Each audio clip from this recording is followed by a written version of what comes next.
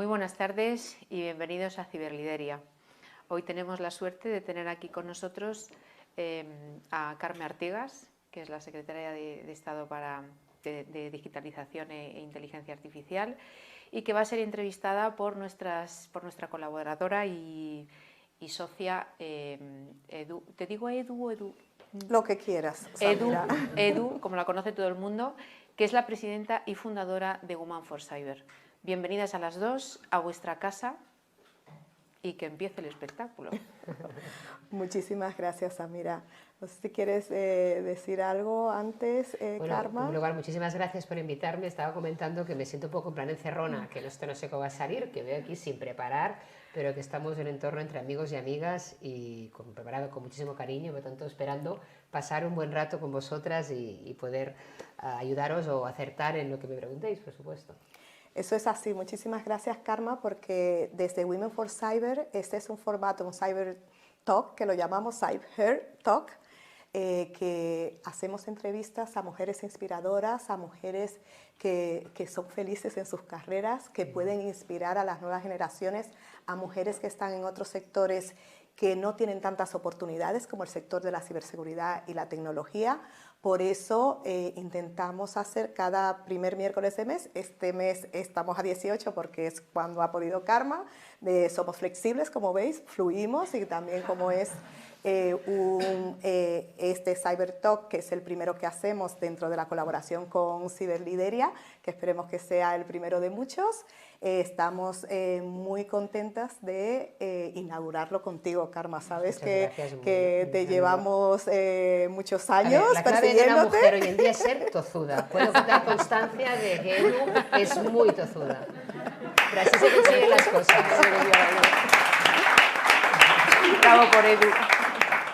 Pues esa perseverancia y esa tosudez es porque creemos en lo que hacemos. Pensamos que realmente estamos haciendo ese impacto que queremos ver en la sociedad, un mundo más diverso, un mundo donde todos tengamos las mismas oportunidades, que es lo que queremos, y por eso nosotras que trabajamos en este sector y que somos minoría, pues luchamos cada día porque eso cambie, de que sea una opción más para nuestras jóvenes, para mujeres que están en otros sectores que no tienen tantas oportunidades como este. Por eso te damos muchas gracias, Karma, por estar aquí compartiendo este rato con nosotros. La idea es eso, ser una conversación abierta sobre lo que a ti te ha valido en tu carrera, cómo has llegado hasta aquí. Por eso, ya sin hablar mucho más de lo que es la iniciativa de Women for Cyber, que espero que todos los que están aquí sentados, más los que nos están viendo en el streaming, pues tengan claro que es una asociación que es para todos, es de todos, porque juntos es que podemos hacer el cambio. Por eso aquí entre los CISOs también, por eso nos llevamos también con Ciberlideria, porque tenemos muchos buenos embajadores que nos apoyan, son mentores, participan en nuestras actividades, nos ayudan para que realmente la ciberseguridad se desmitifique y que sea una opción más, y que no sea de gente que sea totalmente fuera de lo que es una persona normal, como decimos, sino que es un nerd o alguien, bueno, hay de todo, hay de todo. Normales, no pidas tanto. Exacto. Entonces, por eso es tan importante que se conozcan los referentes que hay, que compartáis con la comunidad qué os ha servido en este camino, por qué habéis tomado distintas decisiones, cómo ayudáis a hacer ese impacto de cambio. Y entonces, bueno, vamos a comenzar por el principio. Cualquiera que se entre en la Wikipedia puede ver que eres una ingeniera química. Y que además de eso creaste una empresa de inteligencia artificial. Entonces ahí eso me gustaría que nos contaras un poco cómo hiciste de este cambio de estar estudiando ingeniería química, ser una ingeniera química, luego hacer ese salto a trabajar en la tecnología, crear una empresa exitosa que luego le vendiste a Telefónica y estuviste trabajando ahí desde ser tu propia jefa a la multinacional. Ahí yo creo que hay una historia muy bonita y que mucha perseverancia, mucho trabajo. Entonces nos gustaría que nos dijeras esa transición, cómo la viviste. ¿Cómo has pasado de ser ingeniera química a secretaria de Estado, digo, degenerando, clarísimamente degenerando, ¿no? De hecho, bueno, cuando ya te pregunto por tu trayectoria significa que ya tienes una edad, ahí, ya cuando ya te preguntan por tu trayectoria tienes una edad, ya no te la puedes. Pero al final sí que siempre digo que el denominador común de mi carrera es que soy especialista en folios en blanco. Porque yo nunca he estado en un sitio donde, excepto el primer trabajo, hubiera un job description, perfecto, esto es lo que vas a hacer, sino que siempre me han dado retos o me he metido yo en esas cosas que nadie había creado antes, ¿no? Entonces, bueno, yo soy ingeniero químico, primera experiencia laboral fue en el multinacional americana, Procter & Gamble, donde en 5 años tuve la oportunidad de pasar por todas las áreas de gestión, desde producción, logística, marketing, proyectos europeos, en una planta y luego en un centro de I+D, o sea, muchísimas cosas que me digamos, curtieron en muy poco tiempo de lo que era todo el management. Y después tenía una necesidad que me ha acompañado el resto de mi vida, que es una vacación social. Y como que era un momento que tenía muy joven, 26 años, decía, como que yo no me quedo contenta que al final del día haya vendido más jabón o que un señor en Estados Unidos cobre más por acción. Y necesito que lo que yo haga tenga un impacto social. Allí me fui un año sabático a Costa Rica, en el año 95, a trabajar de voluntaria en Naciones Unidas. Y a la vuelta, por temas de desarrollo sostenible, me apunté a la primera ONG que encontré, la cuestión era ahí un año sabático, y a la vuelta fue cuando decidí cambiar de trabajo porque había pedido un año de excedencia, me podía haber reenganchado en la multinacional y ahí vi otras opciones. Y por casualidades de la vida, este era el año 96, sale una oportunidad para, vinculado al Ayuntamiento de Barcelona, una empresa pública que se llama Barcelona Activa, justamente en el periodo postolímpico, que vi la resaca, que decíamos, la resaca postolímpica, que es, bueno, hemos invertido tanto y ahora qué hacemos, ¿no? Y la crisis y cosas que pasaron en el 96, pues me incorporé para dirigir las incubadoras de empresa del Ayuntamiento de Barcelona, el año 96. Internet se inventa en el 95, con lo cual el año 96, pues eso era muy incipiente. Y ahí me di cuenta de que teníamos, pues, bueno, analizábamos 14.000 business plans al año, porque eran 1.000 por cada uno de los distritos de Barcelona, y de allí solo habían, pues ponle 50 o 100 empresas que las podíamos ubicar en una incubadora y que por tanto les dábamos un apoyo que reducía a la mitad su tiempo de mortalidad, ¿no? O sea, eran mucho más exitosas porque les estábamos acompañando. Y digo, ¿y cómo podemos hacer eso con las 14.000 business plans al año que nos ofrecen, ¿no? Y ahí es cuando empiezo a ver si Internet, si la tecnología, me puede ayudar para escalar o para trabajar remotamente sin vincularlo a la presencialidad. Suelo decirte que en ese momento no existía una sola web pública en ese momento, y fue el Ayuntamiento de Barcelona la primera institución pública de España que tuvo una web, que era bcn.es. Ahora me matarían por lo de ese, ¿no? Pero en ese momento veníamos de las Olimpiadas y los catalanes sacábamos bandera de España sin ningún problema, ¿no? Ahora sería un poco más complicado. Pero en ese momento te quiero decir, porque yo que venía del mundo de la ingeniería, de estudiar en el Max Planck, y llegas al mundo tecnológico casi de manera natural. Porque yo no podías estudiar ni ciencias de computación, ni inteligencia artificial, ni Big Data, porque no existía. Como mucho los telecos existían, ¿no? Pero que digo yo que la vena de ingeniero siempre te sale. Que al final y hoy en día se pone en valor. Los conocimientos quedan obsoletos, pero lo que te quedan son las capacidades. Yo creo que mi capacidad de ingeniera es ser capaz de resolver problemas complejos, convertirlos en simples, abordar esa capacidad de análisis, ¿no? Y de ejecución. Y eso es lo que me ha acompañado toda mi vida. Después de esta etapa de Barcelona Activa, allí ya me entro de cara a darme cuenta que Internet, además de un canal de comunicación, puede ser una plataforma de nuevos modelos de negocio. Y ahí es cuando empezamos a crear el concepto de Barcelona Net Activa, que es un proyecto virtual de acompañamiento de empresas, y estamos hablando de que el año 96, que no había ni Internet, ni intranet, ni extranet, habíamos hecho una cosa parecida a través de Lotus Dominó, que los viejos del hogar sabéis que la primera plataforma de intercambio exchange, pues allí tuvimos un proyecto el año 98 que yo presenté en el Walt Disney de Orlando, cerrado, en la convención más grande que hacía IBM, que había comprado Lotus ese año, se decidió ese proyecto la mejor práctica en gestión de conocimiento mundial. Y a mí me tocó contarla el año 98 ante 10.000 personas en el Disney World, ¿no?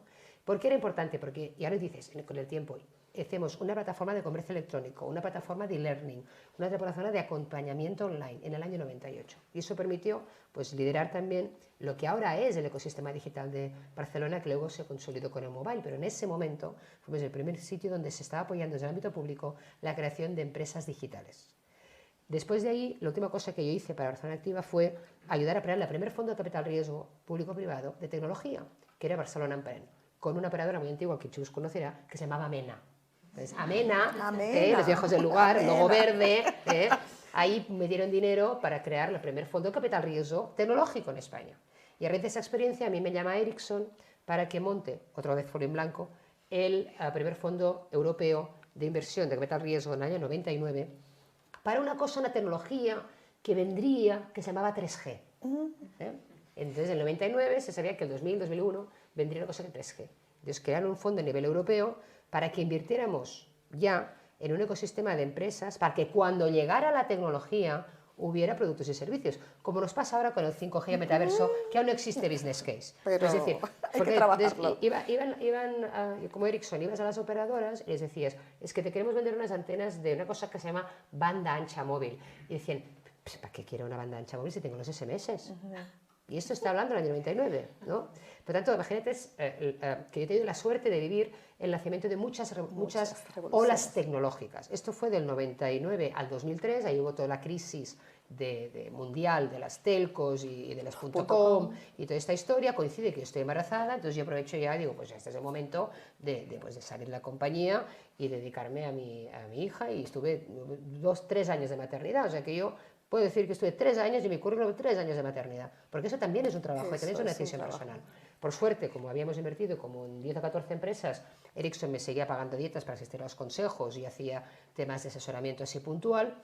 Y luego, otra vez ya estamos en el año 2005, donde pues estaba yo ya trabajando, estaba en mi casa tranquilamente con mi hija y con estas cosas que me iban saliendo en plan freelance, y me llaman para crear en la nueva Generalitat de Cataluña, que fue después de muchísimo periodo de gobierno de Pujol, el primer tripartito, por tanto como una especie de renovación de cosas nuevas, me invitan a presidir un consorcio público-privado que era la Administració Oberta de Cataluña, donde debajo tenía la Agencia Catalana de Certificación Digital y el K365, que fue el primer portal de 360 de la administración. O sea, también ahí me meto en la administración digital.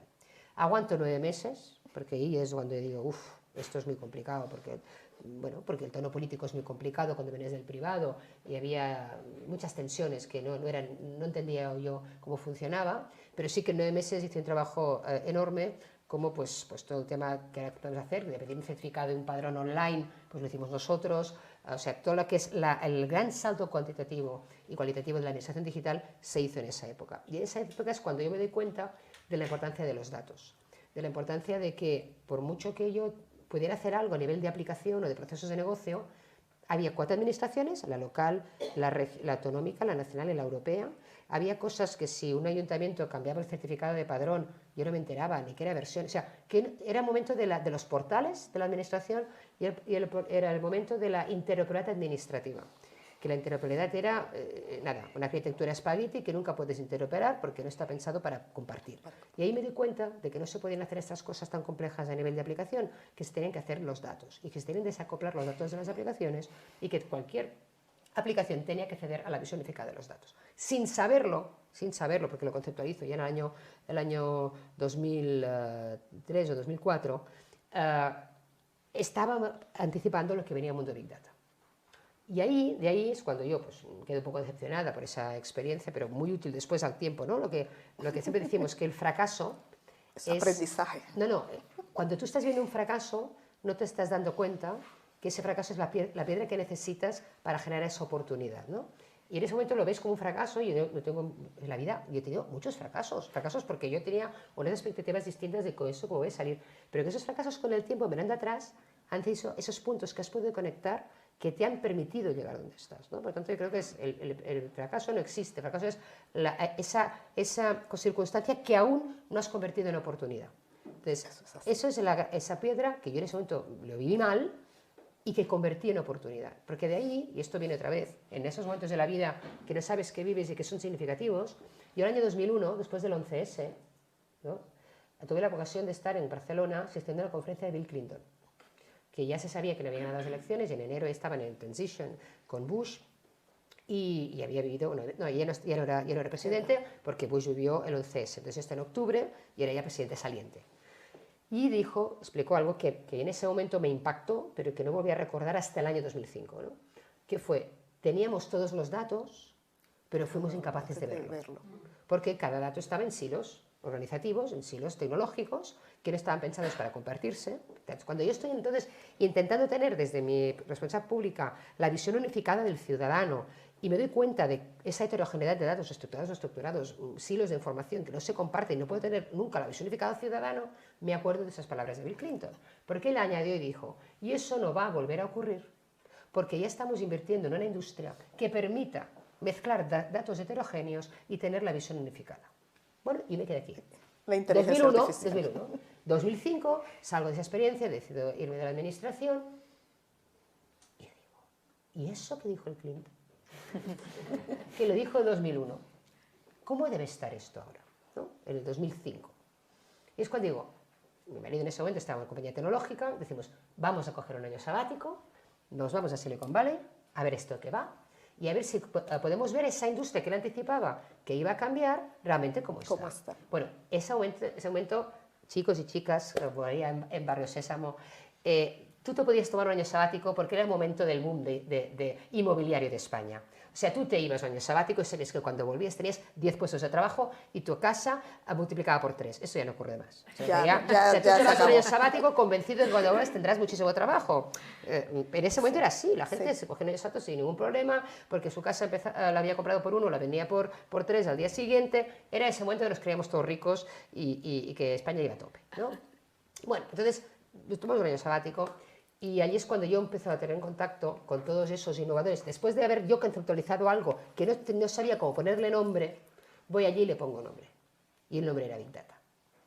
Digo, ostras, eso que están haciendo estos, si es lo que estaba haciendo yo, con unas herramientas antiguas, pero aquí me estoy dando cuenta, me están hablando de Fuzzy Logic Algorithms, están hablando de Machine Learning, y era el principio de todo el año 2006. En 2006 se lanza Amazon Web Services, Twitter lanza 2007, el primer iPhone se vende en 2007, o sea, miramos donde estamos en la prehistoria de todo eso. Y en el 2006 yo decidí crear una compañía de Big Data, con todos los partners tecnológicos que encuentro, que luego son compañías de Canadá, de Estados Unidos, que luego las compró Oracle, las compró IBM, las compró Microsoft, las compró Amazon. Pero Karma, para todo eso hay que ser muy valiente, porque no... O muy descerebrado. La valentía a veces está asociada... Bueno, hay dos sesgos cognitivos, sabéis que es importante hablar de los sesgos, que es, bueno, en el libro de Daniel Goleman, ¿no? Pensar rápido, pensar lento, lo dice, ¿no? Que los optimistas, me considero optimistas, teníamos un sesgo cognitivo, que es que minimizamos los riesgos. Va a salir bien. Como minimizamos los riesgos, pues no estamos atemorizados por el... o sea, nos parece que controlamos los riesgos, pero sistemáticamente no los valoramos de la misma manera que los pesimistas, ¿no? Por lo tanto, la infravaloración del riesgo hace que podamos conseguir cosas de mayor ambición del que maximiza el riesgo, ¿no? Y luego el otro sesgo cognitivo, que esto es muy típico en España, es de que cuando tú dices que algo va a ir mal, pareces más inteligente. No siempre. Tú quieres parecer inteligente y dices, va a salir fatal. Esto va a salir fatal. España va a entrar en recesión. Claro. Lo es que fácil, esto es lo fácil. No, cuando alguien dice esto va a ir bien, parece que tú eres tonto, que eres iluso. Fijaros en eso. Cuando yo digo, bueno, es que esto no te fíes porque no va a ir bien, tenemos ese sesgo.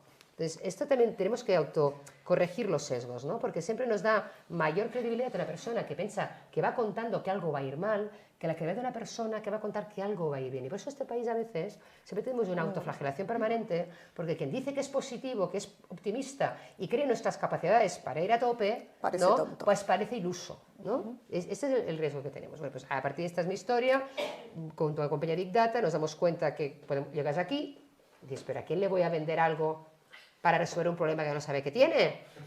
Claro, ¿cómo le voy a dar? Y yo me iba a hacer a los CEOs de los años 35, que es que tienes datos que no estás tomando decisiones correctas, en la época del Business Intelligence. La gente no se daba cuenta de que tenía datos basura, por lo tanto las decisiones eran decisiones basura, ¿no? Entonces, como cambiar la mentalidad de los tecnológicos españoles era muy complicado. Entonces, yo digo, pues no puedo ir ahí implantando soluciones, tengo que crear una consultora para crear la necesidad. Entonces, ahí es cuando en el año 2006 creamos Synergy Partners, una consultora que fue muy pionera en Europa, creando todo este awareness de la economía del dato. Yo desde el año 2005 digo que los datos deben estar reflejados en los balances de las compañías, hablamos que el dato en activo estratégico. Entonces, ¿qué ocurre? Todo a tope, crisis de 2008. Claro, imagínate, creas una empresa, en la creación en 2006, llevas 2 años, empiezas ahí a invertir, a formar, porque yo fichaba gente, porque de las cosas que me siento orgullosa es que yo creé la profesión de científico de datos en España. porque no existían científicos de datos en ningún sitio. En ningún Y sitio. tú tenías que empezar a decir, ¿dónde los saco? De las ingenierías tecnológicas, de los arquitectos que tienen misión espacial, de los físicos teóricos que me ayudan a no sé cuántos, y ahí creamos una academia, Space Academy, y formamos la primera generación de científicos de datos de España. Y bueno, y meetups y tal. Entonces, en este momento fue muy duro porque en el 2008 yo fichaba a una persona que no sabía hacer nada de la universidad, lo tenía que formar 6 meses, lo primero que hacía es enviarlo a Estados Unidos, con este partner a aprender eso, te lo envío a Londres, con este partner a hacer lo otro, y invertiré 6 meses en formación para poderlo enviar a un cliente, ¿no? Y luego viene la crisis.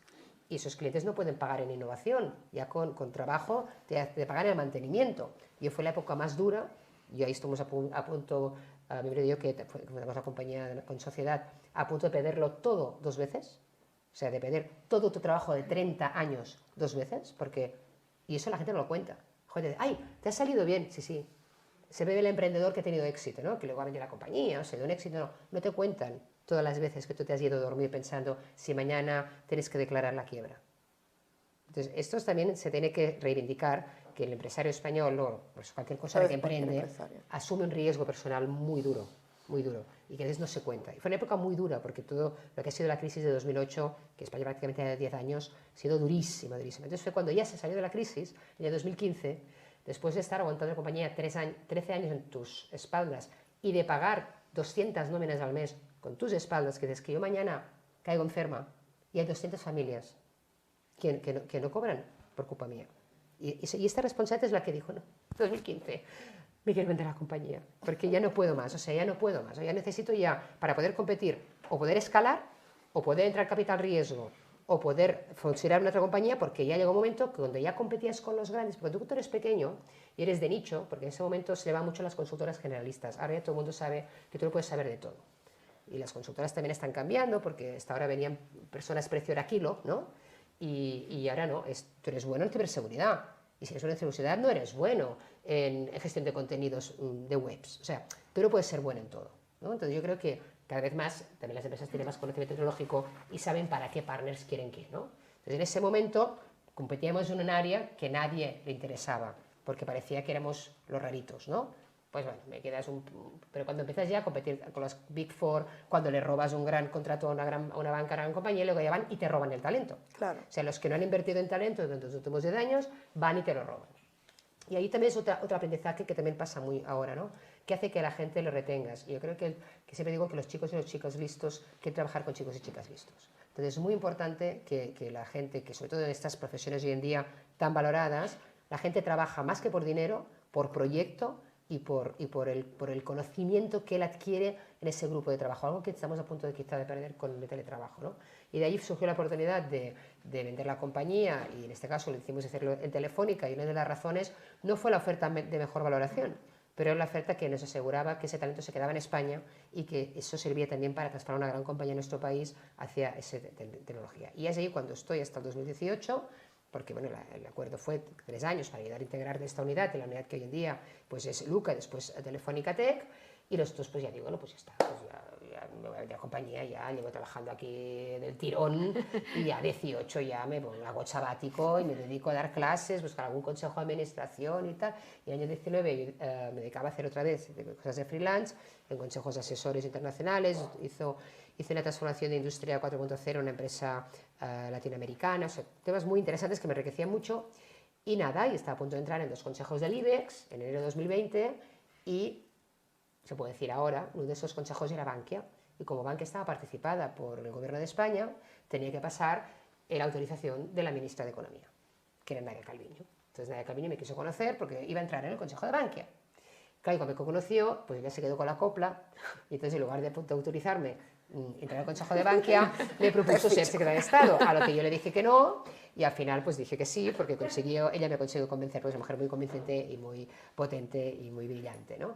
Pero te digo que la vida, o sea, que la gente, yo he entrado aquí, no me conocía a nadie, o sea, yo he entrado al sector público no porque conociera a la vicepresidenta, ni conocía al presidente, ni nada del partido, nada, sino porque, bueno, ella buscó la persona que el perfil, coincidió que también le había dado buenas referencias, y al final te lías, y en la vida te lías, y otra vez ese sí que es el gran folio en blanco, ¿no?, de la secretaria de Estado. O sea, que la vida tienes que dejarte llevar, no tengas un diseño tampoco demasiado perfecto. Eso es así, pues estoy emocionada, Karma, porque es verdad que lo has contado así, pero yo sé lo que hay debajo. Mucha gente que está aquí no sabrá que yo también intenté montar una empresa y que lo pasé fatal y me fue regular y decidí volver al mundo de la multinacional porque es verdad que esa responsabilidad de las nóminas, esa responsabilidad de no saber qué va a pasar después, pues pasa factura y luego pues tú también tienes que decidir hasta dónde quieres involucrarte o hasta dónde quieres sufrir o perseverar, porque luego, claro, todas las etapas malas sirven para aprender. Digo, lo peor que te puede pasar es aprender. Por eso tengo mucha sensibilidad y por eso yo me encargué de elaborar la ley de startups, ¿no? Porque lo he vivido, ¿no? Lo que significa ser un héroe en nuestro país y montar una empresa y arriesgar tu patrimonio que has generado con 20 años de trabajo, ¿no? Y lo difícil que es, ¿no? En este caso, confundí mi compañía con mi marido, ya ex marido actualmente, pero que eso no hubiera sido posible si los dos no hubiéramos tenido, si hubiera habido un plan B, no tiras adelante. Si la otra persona no estuviera tan comprometida como el proyecto, no, porque hay muchas veces que tú estás a punto de abandonar, ¿no? No puedo más. Y la otra persona dice, abandonamos, bueno, al final es un proyecto vital que tiras adelante con mucho esfuerzo, ¿no? Y de tener un compañero o compañera al lado que te comprenda, porque hay muchos emprendedores o emprendedoras que al lado tienen parejas que no comprenden eso. Entonces yo tengo la suerte que todos estábamos por la labor, ¿no? Pero si otra persona me ha dicho, ay, no, pero te lo estás haciendo, pero estás perdiendo no hay tiempo, necesidad, pero no hay necesidad. No hay necesidad. Entonces, te genera dudas, ¿no? Yo creo que es muy complicado emprender en nuestro país y ahora espero que la ley de startup la hayamos hecho muchísimo más fácil. Sea más fácil. Y luego, entonces, esta Secretaría de Digitalización e Inteligencia Artificial, ¿tuviste tú que ver en el nombre o ya lo tenía nadie muy claro? No, porque es que la Secretaría de Estado se llamaba SEAT, era Secretaría de Estado de Avance Digital, que era el mismo nombre que llevaba el anterior secretario de Estado, que era Paco Polo. Entonces se decide que la SEAT, que básicamente era despliegue de infraestructuras y telecomunicaciones, se separará en dos, una que era la nueva de telecomunicaciones, para seguir con el despliegue de conectividad y pensando en el 5G, y la mía, la que se quedaba sin la pieza de telecomunicaciones, se quedaba igual, Secretaría de Estado de Avance Digital. Y os prometo, y esto es verdad, y lo digo aquí, scoop, la única condición que le puse a la vicepresidenta es poder cambiar el nombre. Y yo te digo que sí, pero esto no, se llama SEDIA. Dije, inteligencia artificial. Y ahí tuvo un problema, porque dije en ese momento, secretaria de gabinete, no puede ser, porque ha entrado en el BOE. ¿No? Ya ha entrado en el BOE, ¿no? Y lo Rosa que está aquí sabe lo importante que es el BOE, ¿no? Y Lola también. El BOE es Dios. Entonces, después de los 10 mandamientos está el BOE. Están los 10 mandamientos, y el BOE. Las tablas de Daniel y el BOE. Entonces la directora de gabinete consiguió, digo, no hace falta que cambies el nombre, cambia las siglas. Entonces cambió SEAT por SEDIA, ¿no?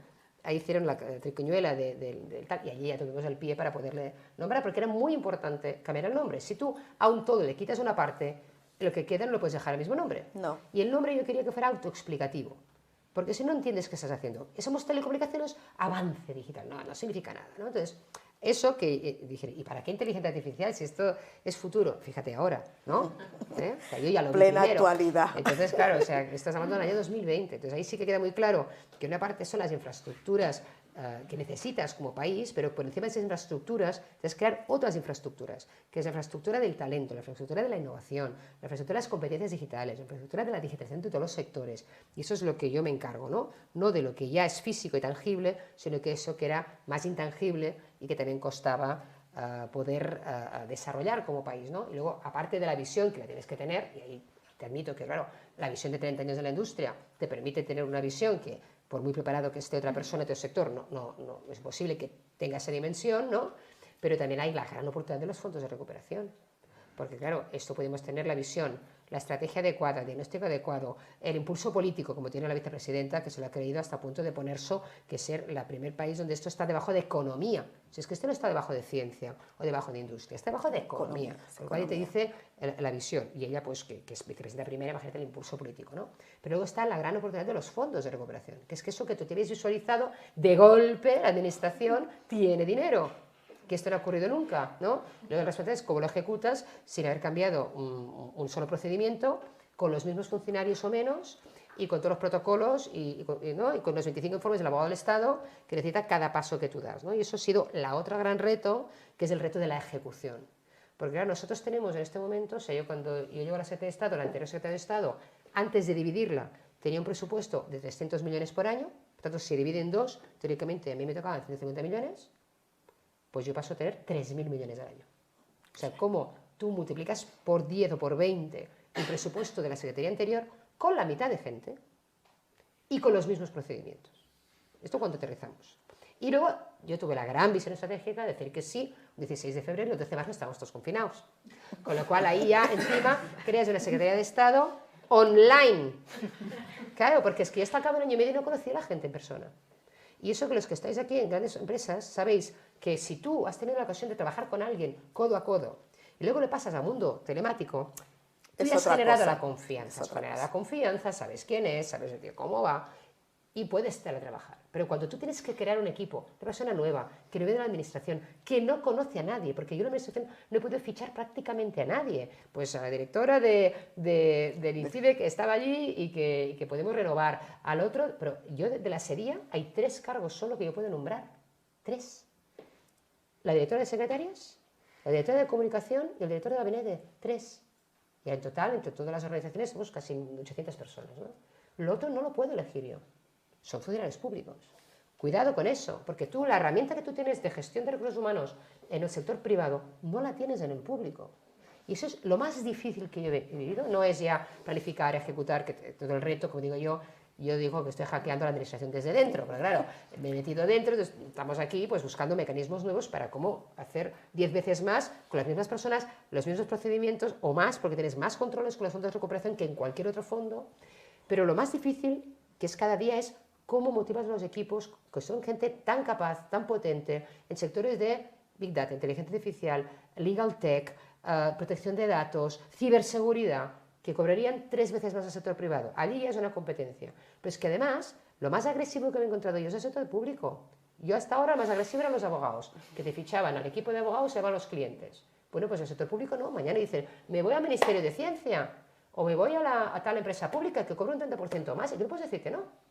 Y no puedes decir que no.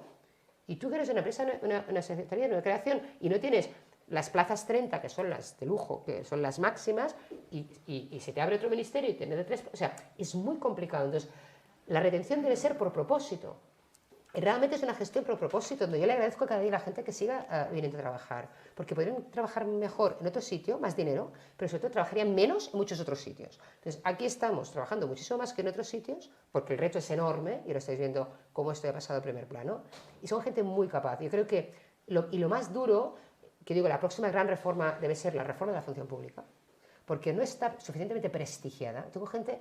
He trabajado, os digo, por mis manos han pasado más de 2.000 personas en mi vida. He estado en multinacionales, primera fue americana, después otra sueca, luego una española, en el entorno local, el autonómico, y de mi propia empresa.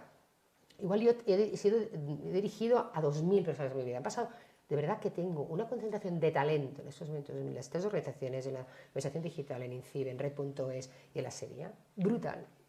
Y la rabia que te da es que el overperformer no le puedes dar un bonus. El que se le cae el vuelo a las 5, que también los hay, a eso no lo puedes echar. Y esa es una distorsión que en un momento donde el talento es lo más apreciado, te lo juro que es el reto de gestión más importante es cómo mantenemos a la organización alineada, trabajando. No el micromanagement, porque tienes que confiar en el equipo, en su visión estratégica y sobre todo sin poder tener las herramientas que tiene el sector privado de motivar a las personas. De verdad que eso es un aprendizaje tremendo. Pues mira, Karma, ya te has adelantado un poco porque una de las preguntas que te quería hacer era de cuál era el principal reto que te habías encontrado en la administración pública y ya nos lo has explicado divinamente. Totalmente. Nos ha quedado súper claro. La gestión de personas y sobre todo el reto de ejecución, ¿no? Porque tú no puedes, o sea, el tema de cómo eres capaz de hacer 10 veces más sin haber cambiado un solo procedimiento. Que los procedimientos están diseñados para que duren 9 meses. Es que están diseñados. Es que tú no puedes hacer, o sea, el único sitio donde no puedes hacer reingeniería de procesos es la administración pública porque cada proceso ha vinculado a una ley. Entonces, ¿qué ocurre? Cuando tú encuentras la administración digital, que por cierto, cuando yo llego aquí en el 2020, me encuentro la administración digital exactamente igual que la había dejado yo en 2005. O sea, cuando yo me voy al 2005 de la administración catalana y llego aquí, a la Administración General del Estado 2020, me lo encuentro exactamente igual. problemas de interpretación administrativa, sistemas legacy, o sea, todo lo que es la reforma no había llegado a la administración, porque son sistemas muy robustos, muy ciberseguros, pero muy poco amigables, ¿no? Imagínate todo el reto de que ocurrió durante la pandemia de escalabilidad. Yo siempre pongo la anécdota de que me fui a dormir un día con 3.000 trámites online y al día siguiente me levanté con 90.000, porque era todo el lanzamiento de los ERTES online durante la pandemia, se multiplicó 500% los trámites online. Mientras estábamos confinados se caducaban los certificados digitales y entonces no eran válidos y la gente no podía operar y no podías hacerles ir presencialmente, con lo cual activamos primero que no, aunque caducaran eran válidos, pero las aplicaciones te lo rechazaban, y después activamos algo que fue la telepresencia como equivalente a la presencialidad a la hora de ir a renovar un certificado. Pues bueno, cosas que durante el decreto de alarma se hicieron en 15 días o en 3 semanas, termina el decreto de alarma, volvemos al status quo anterior, todos los certificados digitales que generamos ante la pandemia, que eran 60.000, quedaron revocados, ya no valían, y tuvimos que volver a empezar de cero, y tardé 9 meses en que eso que habíamos conseguido en la pandemia, poderlo procesar con un anteproyecto de ley para que fuera legal por el Congreso. Dios. O sea, pero, es que esto, pero dígame, yo pongo el ejemplo que es muy burdo, porque las metáforas son un poco burdas, pero es lo que le pasó a las mujeres durante la Guerra Mundial. Es decir, hay una Segunda Guerra Mundial y las mujeres dicen, chicas, salid de la cocina, que tenéis que ir a operar las fábricas porque los hombres están en el frente. Las mujeres por primera vez salen de la cocina y se van a fabricar las balas para que sus maridos los estén en el frente. Se termina la Segunda Guerra Mundial. Los hombres van a la fábrica, la mujer va a la cocina. Pero su mentalidad ya había cambiado. Ya empezaron la revolución. Dicen, no, yo no me quiero quedar en la cocina, que soy igual que ese señor a la hora de la fábrica. Y esto ha pasado con los funcionarios. Hemos prometido durante medio año, un año, gracias al Real Decreto de Alarma, hacer cosas que no habían podido hacer nunca. Ser ágiles, innovar, resolver problemas cada día. Y esa mentalidad ha permitido que, aunque después volviéramos a las murallas chinas, a los procedimientos del siglo XIX, ¿vale?, ya la mentalidad ha cambiado y la gente ya está pensando en cómo puede agilizar eso. Y eso yo lo he notado, al menos en mi área, que fue un área pues, de batalla, de datos, de tecnología, de resolver la pandemia. Entonces, sí que ha habido cierta agilidad administrativa en algunos aspectos, pero va todo muy lento. Y entonces todos los controles y todos los procesos pues, siguen siendo muy garantistas, que también está muy bien porque es dinero público y tienes que tener toda la trazabilidad, evitar el fraude y toda la asignación y nada de discrecionalidad. Pero claro, cuando tienes que generar tanto volumen de negocio, un ejemplo es el kit digital, que son 3.000 millones de euros que tienen que ir de 2.000 en 2.000, de 6.000 en 6.000 y de 12.000 en 12.000 a 1 millón de pymes. Y eso no existe. Entonces, o a menos como hemos hecho, que involucres al sector privado, que ataques no desde la oferta, sino desde la demanda, y empieces a cambiar los mecanismos y que utilices robots de inteligencia artificial para que eso esto lo hagan automático, ¿no? Sí, no puedes hacer. Se decía que no puedes hacer ingeniería de procesos porque cuando tú eres la administración digital, ahora estamos cambiándolo, para que cualquier persona que haga una ley tenga que consultar a alguien de la administración digital para decidir si ese proceso es automatizable o no, es digitalizable o no, y si se puede hacer en 3 pasos en lugar de 10. Porque aunque tecnológicamente lo puedes hacer en 3 pasos, si la ley dice, si el procedimiento administrativo dice que se ha de hacer en 10, lo has de hacer en 10, pues no puedes hacer una reingeniería. Lo que tienes que hacer es envolverlo y que esa complejidad burocrática no sea transparente al usuario. El sistema lo automatice. Por eso todo el tema de RPA ahora es lo que estamos haciendo para agilizar procesos, pero realmente no puedes hacer un rediseño de lo que ya existe, ¿no? En todo caso, de nuevo. Karma, el reto nos queda claro, pero ahora os respeto muchísimo más a la administración pública porque es verdad que muchas veces... Tenemos que dignificar la función pública. Tenemos que dignificar. Hay gente talentosa que está ahí por propósito, de verdad. Hombre, por una seguridad laboral, ¿no? No te van a despedir nunca y entonces se dice. Pero todo el mundo nos gusta contribuir, todo el mundo nos gusta tener un propósito, nos gusta calentar sillas, ¿no? Yo creo que tenemos que ser más, tenemos que ser capaces de valorarlos y también hay sistemas de filtro, que quien vale, vale y quien no vale, no vale. Pues también tenía que pensar cómo se renova eso. ¿Cómo podría hacerse? Que parece que ya cuando has pasado un examen y estás ya como que has llegado con 25, 26 años, como que ya has llegado a la cima de tu carrera, ya eso es que no puede ser. O sea, bueno, ya lo estás viendo, ¿no? Yo tengo una hija de 20 años y digo, a ver, tú estudia lo que quieras, porque no vas a trabajar de eso. O sea, ese estrés de los chicos, es que no sé qué elegir. Es que es igual, tú piensas que tú vas a hacer una carrera de 4 años y de ese cuento vas a vivir 50. Que no, que no, Que ya que no. no. Entonces, o sea, tú aprendes lo que te apetece aprender, desarrolla las habilidades que puedes desarrollar, trabaja luego de lo que te vaya surgiendo y sigue aprendiendo el resto de tu vida. Porque además de promedio, la gente joven dice que va a tener como 10 o 12 puestos de trabajo y muchas veces van a crearse el propio puesto de trabajo emprendiendo, ¿no? Pues todas estas habilidades, ahora imagínate, el ChatGPT, que es la automatización de todo, pues ¿dónde está el valor humano? ¿No? Entonces, ahí no tanto, es importante lo que tú, siempre lo que hablamos, ¿no? Que cada vez son menos importantes los conocimientos y más importantes las competencias. ¿Y cuál es la diferencia entre conocimiento y competencia? Conocimiento es lo que tú sabes, que se queda obsoleto cada 6 meses. Yo no me acuerdo de la marcha analítica que estudié en segundo de carrera para poder averiguar una fórmula desconocida, que era la prueba de examen, te dan una fórmula ahí desconocida y tienes que saber la composición de la fórmula, ¿no? Bueno, pues eso ya no me acuerdo. Pero lo que tú sí te llevas toda la vida son las competencias, que es no lo que sabes, sino lo que sabes hacer. Lo que te acompaña a la vista es lo que sabes hacer. Analizar problemas, gestionar la frustración. Bueno, y el 90% de estas cosas son emocionales y no nos enseñan de pequeños ni a gestionar las expectativas de los demás, ni a gestionar la frustración, ni a gestionar nosotros mismos la automotivación. Y cada vez más eso es lo que nos va a diferenciar de las máquinas. Toda esa gestión emocional. Y eso es lo que es toda la oportunidad que tenemos, que de momento nos salva como ser humanos. Eso, que hoy me está preguntando, oye, ¿qué es lo que no sabe hacer ChatGPT? Digo, clarísimo. La única profesión que no va a ser disrumpida, os lo digo ya, yo, por favor, de aquí 5 años volver a ver este vídeo, si yo acerté. Aquí firmo que de aquí 5 años una profesión que seguro no se va a disrumpir es comediante. Porque no saben explicar chistes. No saben explicar chistes. O sea, ChatGPT no sabe contar chistes. No tiene sentido del humor. Ni la fisioterapia Ya puedes ingestar 2.000 millones y trillones de chistes que no te sabe inventarse un chiste bueno. Por tanto, ahí el recorrido para los comediantes. Que ahí no se van a estar derrumpidos por la inteligencia artificial. Pues eso, tenemos mucho que trabajar con los niños, con los jóvenes, lo decimos que realmente lo que comentabas, que la próxima gran disrupción será cambiar la administración pública, pero también la educación. En la educación tenemos que trabajar mucho porque hay que enseñarle a los niños y a los jóvenes y a los que no han aprendido antes criterio, que yo creo que eso es una de las cosas que necesitamos, el sentido común, como decimos, que es el menos común de los sentidos, porque es lo que nos va a permitir discernir. Y valores. A ver, el plagio no lo ha inventado ChatGPT. El plagio no lo ha inventado.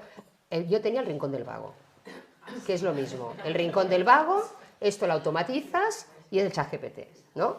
Claro, copiabas las redacciones, ¿no? Pero ¿qué tienes que enseñar? Ética. Tienes que enseñar honestidad. Tienes que enseñar, dices tú, valores. Sentido común, pensamiento crítico, porque es que miente como habla el ChatGPT. Yo digo que no es inteligente, es listillo, yo creo. Bueno, ya hay el grupo de Timid Gebru, la exdirectora de AI de Google, creó un paper hace mucho tiempo sobre el riesgo de inteligencia artificial que se llamaba Stochastic Parrots, ¿no? Que son loros estocásticos. Es decir, es un loro. O sea, tú tienes un loro que habla perfectamente, reproduce perfectamente lo que escucha en la casa, no significa que entienda nada de lo que habla. Tanto, el ChatGPT es como un gran loro que habla muy, muy, muy bien, que parece que sabe, pero no entiende nada. Se llama estocástico porque lo hace por probabilidad, ¿no? Pero bueno, decimos que a pesar de eso, realmente hace cosas muchísimo mejor que nosotros. Ya las está haciendo. Y es brutal la disrupción. Y ahí también tenemos que ver hasta qué punto tenemos el control de esa tecnología para que realmente no llegue un momento donde se controla solo. Porque ahora ya se entrena solo. Con lo cual, el gran reto de ahora, estos días, ¿no? Toda la emergencia, nosotros llevamos 3 años de la Carta de Derechos Digitales, ¿no? Impulsando los valores digitales y decir, cuidado, que el desarrollo tecnológico no se puede llevar por delante los derechos y garantías que tenemos como humanos en el mundo digital y que parece que los estamos perdiendo. Hay riesgos nuevos de inteligencia artificial, de las nanotecnologías, cuidado, tenemos que regular la inteligencia artificial y estábamos solos. Estamos solos, solo Payete, no sabe qué chus, y nosotros, los únicos que decíamos al mundo, eso se tiene que regular, los derechos digitales, ¿no? Y entonces ahora resulta que el mundo descubre que eso se tiene que parar, ¿no? Bienvenidos al club. Pero llevamos 3 años donde decíamos, es que somos la tercera vía, porque claro, había la vía americana, donde los datos son las bases de las empresas y crean monopolios basados en datos, que nadie nos ha pedido permiso, ni nos ha dado un duro por eso, y han generado ventajas competitivas, han convertido en monopolios. Luego tenías el modelo chino, donde los datos los tienes los gobiernos, que te hacen incluso un social scoring, que vas a comprar un paquete de chiclets y ya saben todo, incluso lo que comiste el día anterior, ¿no? y Europa que dice, yo quiero que los datos sean, oye, las personas decidamos su control, pongamos límites a eso, y todo el mundo nos miraba un poco por encima del hombro, y dice, sí, están aquí los europeos, aquí hiperregulando, y regulando vosotros, que nosotros seremos más innovadores, que nosotros adelantaremos por la derecha, porque esto yo no lo voy a regular y voy a dejar que cambie sus aires. Y ahora nos asustamos, bienvenidos, ¿no? Porque ahora todo el mundo, empezando por la propia industria americana, dice, esto se tiene que regular. Y este momento eureka, que equivale al momento de la energía atómica, dice, oye, hemos hecho una cosa muy potente, pero se nos puede escapar de las manos. Uno, esto en manos de los malos es tremendo, pero es que les podemos cargar el invento. El invento somos nosotros. Y con la inteligencia artificial es que les podemos dar al invento, que es que les podemos dar a la humanidad y el control de la humanidad sobre el desarrollo tecnológico. Entonces, este es el momento que tenemos que aprovechar ahora para realmente poner en marcha sistemas de control y de regulación y de límites de la inteligencia artificial y de todo lo que pueda venir después, porque estamos hablando de inteligencia artificial, de nanotecnologías, de biología sintética, de reingeniería genética. O sea, hay amenazas, incluso muchísimo más potentes a nivel existencial que la inteligencia artificial, pero esta ya lo es, esta ya lo es. Entonces yo creo que es el momento adecuado, que la única esperanza que tenía el ser humano para regularse es que toda la humanidad se dé cuenta que hay un riesgo existencial. Creo que hemos llegado a ese momento, tenemos que aprovechar esa ventana de oportunidad antes de que pues, se encuentren otra vez atajos, ¿no? Y de hecho, el viernes pasado, que estaba el presidente del gobierno Sánchez con Biden, si veis en los medios que hay los primeros 5 minutos que se saludan, él ya en ese momento le dice, quiero hablar contigo de derechos digitales y de cómo nos ponemos de acuerdo a regular la inteligencia artificial a nivel internacional. Yo creo que este es el debate que tenemos que ser capaces de resolver esta generación, porque si no lo resolvemos, no habrá segunda oportunidad. Ya no habrá segunda oportunidad, es como el cambio climático. O sea, lo que ya hemos contaminado, esto ya no se puede descontaminar. La desertización que hemos creado no se puede desertizar. Tenemos que replantar y tenemos que buscar tecnología que capture el CO2 que hemos emitido, porque este ya está allí, este ya no se va. Y lo mismo puede pasar con la inteligencia artificial, que es que te generemos unos daños desde existenciales a enfermedades mentales. Pero claro, cuando tú tienes un aparato que no sabes si es verdad, es que nos volvemos todos locos. O sea, el riesgo existencial es que nos volvamos locos. El riesgo es de salud mental. ¿Por qué? Porque si yo no puedo creer lo que veo, no me puedo creer lo que escucho, no puedo saber si una noticia es cierta, y no se puede saber si una referencia bibliográfica es verdad o no, entonces es que nos volvemos todos locos.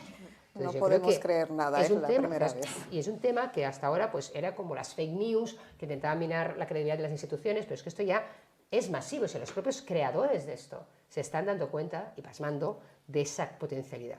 Que si somos capaces como seres humanos de canalizarlo hacia el bien común, hacia el desarrollo y progreso tecnológico, en mejores diagnósticos médicos, en mejores tratamientos, en reducción de la desigualdad, en reducción de la pobreza, en el cambio climático, fenomenal. Pero ahí tú tienes que tener el control de esa función objetivo que le estás encargando a su inteligencia artificial. Y ahí es donde tenemos que poner ahora y no más tarde esos límites, ¿no? Y bueno, y nos tocará a nosotros, porque durante la presidencia europea, precisamente somos España quien va a tener que cerrar el expediente legislativo de inteligencia artificial.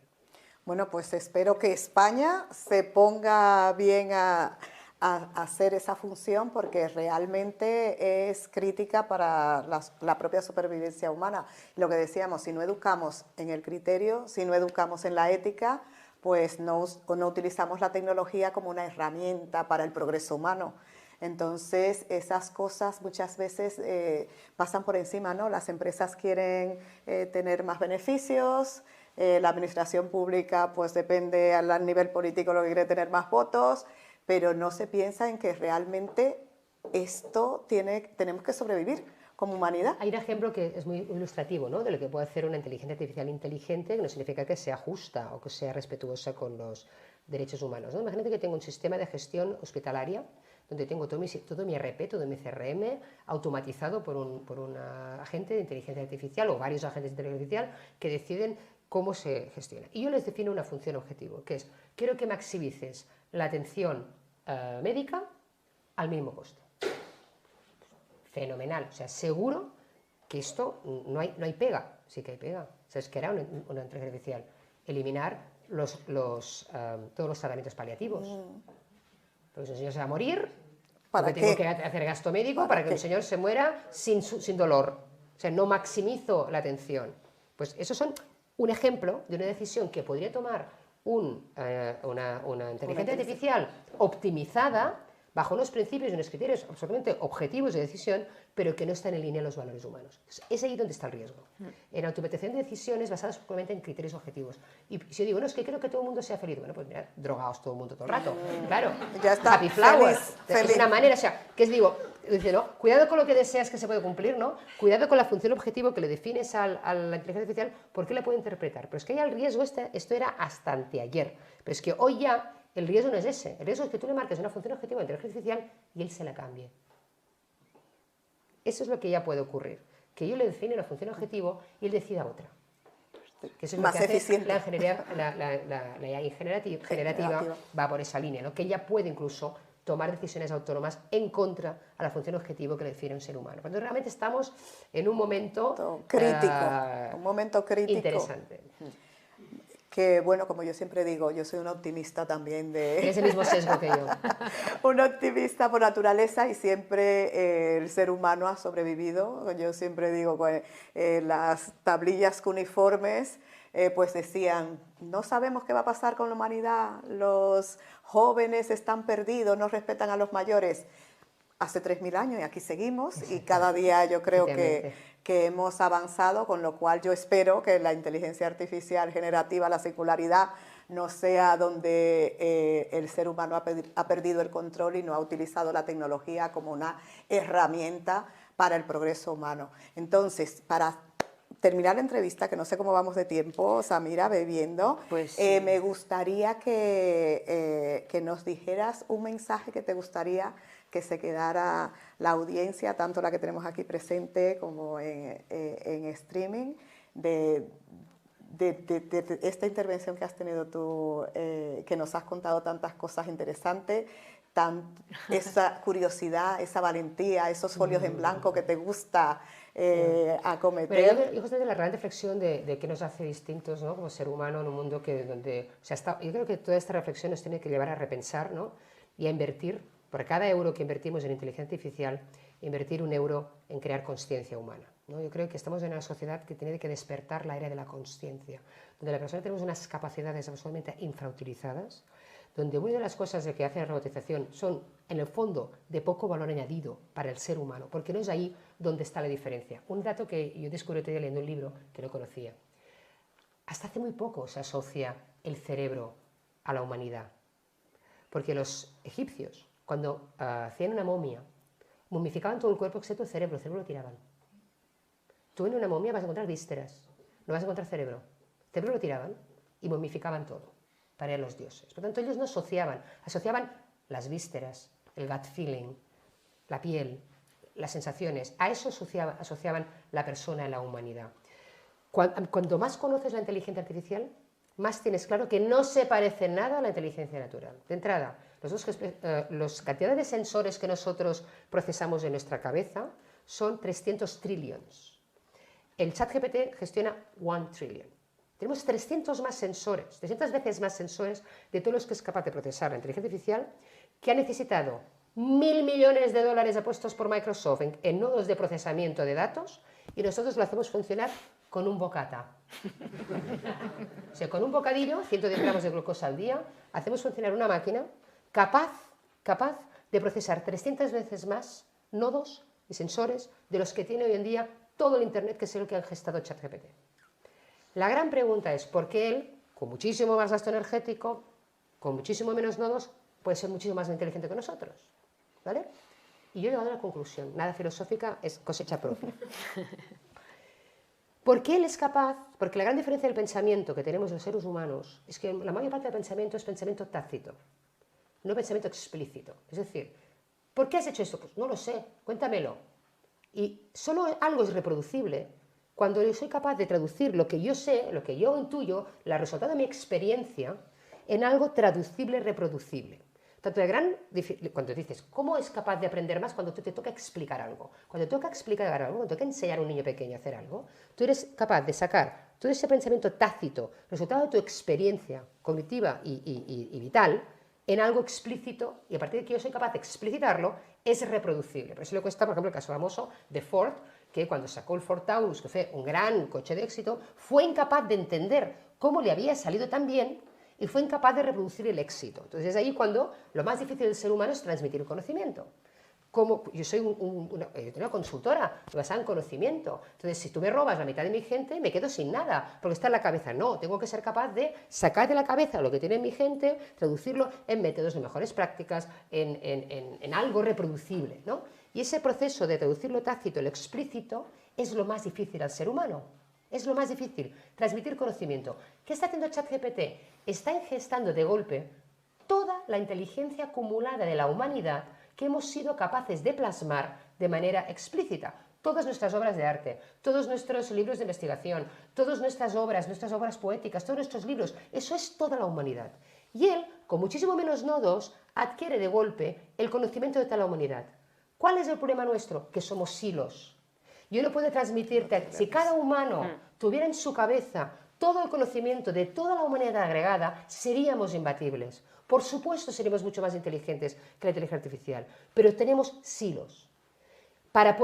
Yo no te puedo pasar lo que sé, ni tú me puedes pasar lo que sé. Entonces, la clave, para mí, en el desarrollo humano, lo que nos tiene que hacer únicos es que seamos capaces de elevar nuestra consciencia, de desarrollar esas capacidades humanas, que no son la capacidad de razonar, que eso lo hará mejor una máquina, sino está más vinculado a la empatía, a la transferencia de conocimiento, a esa parte de espiritualidad que se puede interpretar de muchas maneras. Y cada vez que tú ves los mecanismos que utilice para razonar la inteligencia artificial, dices, el ser humano no lo hace así, porque no tiene ese gasto energético, no lo puede hacer de esa manera. Entonces, te estás dando cuenta cada vez más que lo que nos hace más humanos no es lo que nos parece a las máquinas, es lo que nos hace similar a los animales. Por ejemplo, la empatía de un perro cuando se le muere el dueño y se queda al lado. O sea, eso es algo que tienen los animales, que tenemos los humanos, que no tienen un ordenador. Entonces, es un momento para mí de volver a pensar lo que es el ser humano y que solamente elevarnos, ser capaz de desarrollar esa conciencia humana de la que dábamos por hecho, que no éramos conscientes que era el valor diferencial, de educar a nuestros hijos en inteligencia emocional, que es lo que nos hace falta, y crear realmente esa conciencia de especie y de comunidad y de humanidad, que creo que es lo único que nos puede salvar como especie.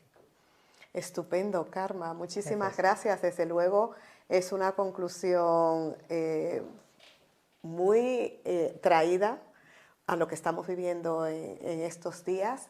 Y desde luego también deciros a los que están aquí y a los que están en el streaming que la tecnología es una herramienta, que la tecnología la tenemos que usar para que trabaje para nosotros, no para que nos sustituya, no para que pues tome decisiones por nosotros, que no queremos saber cómo se toman esas decisiones.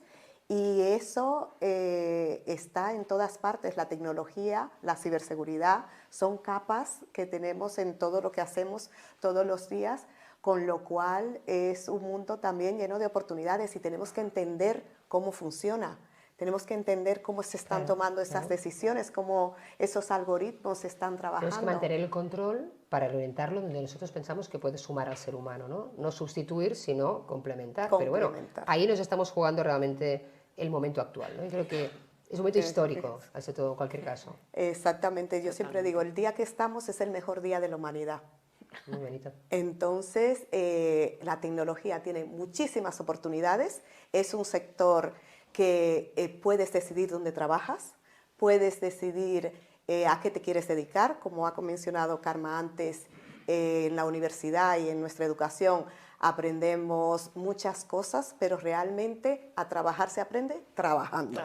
Entonces es importante que busquemos dónde están esas oportunidades y que con las opciones de trabajar en tecnología, de entender la ciberseguridad y ver qué opciones hay, es para todos. Así que os animamos a seguir a Women for Cyber, a seguir a Ciberlideria, a seguir la carrera de Karma, que como nos ha contado hoy me he quedado realmente impresionada, porque cuando lo lees no es lo mismo como ver esa emoción de todo lo que ha pasado, y todas estas historias inspiradoras nos sirven para que nosotros también busquemos la forma de ser referentes para los que vienen, de poner esa escalerita para que haya un mundo de la tecnología más diverso, más inclusivo y que sea un lugar para todos. Muchas gracias y Samira, te paso para que las preguntas, que seguro que debe de haber varias por ahí, nos diga Karma su visión. Yo creo que te van a acribillar a preguntas. Yo creo que en cuanto ya digan, porque estamos todos un poco impactados, ¿no? Yo creo que en cuanto nos relajemos, tenéis ahora mismo en pantalla un número de teléfono para los que estáis en casa o los que estáis en streaming, podéis hacer las preguntas que queráis y mientras tanto al público que tenemos aquí le vamos a lanzar un cubo. El cubo. El cubo. El catchbox. No hace daño, pero... Bueno, a ver quién se anima. ¿Quién se anima a hacer la primera pregunta? Venga, para la Rosa. presidenta de Ciberlidería. Ahí está, muy bien. Bueno, Carla, me ha encantado tu discurso y sobre todo una persona que lleva tantísimo tiempo metida en tecnología, ¿no? Desde tan pronto. Tenía curiosidad de saber cuándo fue la primera vez que escuchaste oír hablar de la ciberseguridad y que espero que no sea hoy. Bueno, que es la presidenta del INCIBE. Sí. Pues fíjate que, bueno, yo creo que al principio de la época, digo usted desde el principio, ¿no? Del año 96, de la época de Internet, no se hablaba mucho, la verdad. Yo creo que eso es algo que empieza a hablarse a partir de 2010, 15 incluso, no sé cuándo se fundó INCIBE, Rosa. 20 años. 2006. Bueno, imagínate, ¿no? Pues 2010, pues yo en 2006 aún no había hablado de ciberseguridad, no había hablado de ciberseguridad. La ciberseguridad empieza a hablarse en 2010, ¿no? A mí me llega el 2010, yo en 2006 aún no, lo admito. Pero yo creo que se empezaba a ver como algo muy limitado, en algo muy vinculado a... Bueno, en las famosas películas sí que parecía el hacker romántico, que era un chaval joven que entraba en la CIA, ¿no? Digo, bueno, yo diría, no, ver, alguien que piense que no, esto es crimen organizado. O sea, hoy en día es crimen organizado, por supuesto, el crimen organizado número 1 a nivel mundial, por delante del narcotráfico y de la trata de personas, o sea, que el tema es muy serio. Y nadie pensaba que eso iba a tener una difusión tan importante. Yo creo que lo importante de la ciberseguridad es que es la cara de la misma manera de la digitalización. A medida que tú aumentas el parámetro de la digitalización, aumenta el parámetro de riesgo y ahí es donde tienes que controlar, ¿no? Y cada vez que ocurre, también hasta ahora la visión de la ciberseguridad era algo muy técnico, asociado exclusivamente al espacio ciber, y ahora en primer lugar los espacios ciber y físico se juntan, es un ámbito híbrido. Antes un ataque cibernético solo tenía lugar en el ciberespacio, ahora un ataque cibernético puede atacar una infraestructura física como un oleoducto, un cable submarino o una central eléctrica. Por lo tanto, ya estamos en un mundo de híbrido donde lo ciber y lo físico se mezclan y donde la ciberseguridad forma parte también de la geopolítica. Y eso también es otra dimensión que yo diría recientemente desde la pandemia y también de todo el tema pues, que estamos viendo en los últimos años también del ataque de Rusia a Ucrania, ¿no? Todo eso está en tanto. Por lo tanto, ya no podemos distinguir que no está amenazado por la ciberseguridad y forma parte de la ciberseguridad y de la ciberdefensa, que son dos cosas distintas, ¿no? Por tanto, negocio de futuro, sin ninguna duda, empleos de futuro, sin ninguna duda. ¿Alguna pregunta más por ahí? Tengo otro catchbox. A ver, por allí. Aquí. Aquí, Esther es más además rápida. de venir aquí, debería tener buena puntería, ¿no? Hola Carla, muchas gracias por la presentación. Yo quería tener tu punto de vista sobre la esperanza que pones en que tomemos decisiones de forma colectiva, regular la ciberseguridad. O sea, nosotros hemos visto muchas veces las instituciones tienen que estar en el borde del abismo para salvar el euro, para salvar el sistema financiero, para que tomemos decisiones.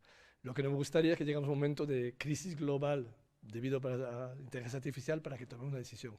¿Cómo crees tú que se puede realmente acelerar ese tipo de conciencia colectiva? Estamos en ese momento de tensión. Es decir, el COVID ya fue una necesidad imperiosa que obligó a... Bueno, y estamos en lo mismo. O sea, el COVID demostró lo mejor de la humanidad, ¿no? Entre una situación absolutamente imprevisible y de tensión social y de riesgo incluso de existencial, que la gente se moría. La humanidad sacó lo mejor de sí misma, ¿no? Y ahí fue cuando hubo un cambio, una aceleración a este mundo digital que nos lleva hoy. Ahora tenemos otro momento de tensión. Realmente cuando estamos hablando de las disrupciones y quizá todas las olas de innovación tecnológica tienen patrones comunes, pero lo que es distinta de esa, que es que aparte de que la tecnología no solamente afecta a los procesos, sino afecta a los sistemas de pensamiento, y ahí es cuando entra en la dimensión del ser humano, algo que las revoluciones anteriores no habían cuestionado en nuestro ser, es decir, que se invente la rueda no cuestiona mi ser, que se haya la máquina de vapor no cuestiona mi ser, pero que hay una inteligencia artificial que decide por mí si que cuestiona mi ser, ¿no? Por lo tanto, sí que tiene otra dimensión. Pero lo que estamos viendo es o sea, lo que es un denominador común es el ritmo de aceleración de la disrupción. Porque antes ocurría una disrupción cada 50 años o cada 100. Es que ahora está viendo una disrupción cada 2 meses, cada 3 meses. O sea, el nivel de llegar a 100 millones de usuarios de ChatGPT ha sido en 2 meses. Entonces, y cada semana, como leas, ahora, aparte del ChatGPT, está el auto-GPT, que es otra revolución, ahora está el multi-GPT, ahora está GPT-4, está BART, está todos los open source, o sea, cada 2 semanas está pensando en la revolución. Entonces yo creo que estamos en ese punto donde dices, es que estamos en ese punto de tensión, porque todas esas grandes disrupciones además generan tensiones sociales. Esas tensiones sociales entre los que pueden entender y asimilar esa disrupción y los que no y queden fuera, van a generar también, si no estamos muy atentos, conflictos sociales de calado. Entonces me decimos que lo más importante de la Agenda España Digital 2026, que es el plan de transformación digital de España, es que pone las brechas en el principal foco. Si no se trata de que abrazamos la disrupción y evolucionamos todos, no, es que al mismo tiempo que estoy haciendo eso, tengo que asegurarme que no haya ganadores y perdedores y que hay gente que no se queda por el camino o que generemos unas desigualdades sociales que al final crean unas tensiones posibles de resolver. Yo creo que hay momentos en este momento de alerta. Creo que ha sido muy bueno que haya aparecido ChatGPT porque nos ha adelantado 5 años la toma de conciencia de hacia dónde esto iba a ir y qué momento es ahora. Por lo tanto, que nadie espere que tengamos más presión, por favor, para tomar decisiones, porque ya es suficiente. Lo estamos viendo, venimos de una pandemia, de una crisis de suministro global, de una crisis energética, de mercados financieros volátiles, de una guerra a las puertas de Europa. Entonces yo creo que más tensión no lo pidamos, ¿no? O sea, ya es suficiente como, oye, existe el universo, existe un Dios de cualquier parte, nos está avisando. O sea, ya no, señales manda, señales hay, señales hay. ¿Más preguntas? Aquí, Lola. Lola está al lado. Muy bien. Bueno, Carme, después de esto creo que te vamos a llamar Carme Artigas la visionaria, ¿no? Porque lo que tú has ido visualizando, ¿no? Como el futuro y esos folios en blanco, y ahora que, como sabes, estoy del lado oscuro, ¿crees que se va a poder automatizar en algún momento todo el proceso de contratación pública para ser mucho más ágiles y poder dar respuesta a las necesidades que tiene el sector público desde el ámbito privado?